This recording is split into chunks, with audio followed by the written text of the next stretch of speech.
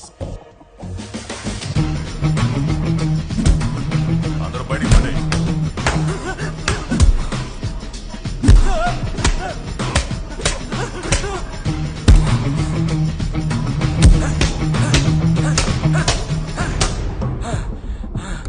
ఏరా కొట్టిన బదులు బాతున్నా కొంచెం కొంచెం కూడా చలనం లేకుండా నిలబడ్డా.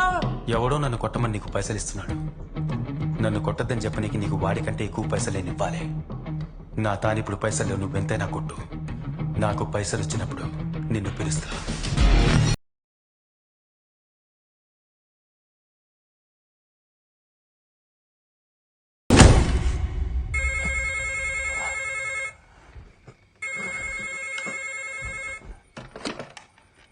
ఎవళ్ళు?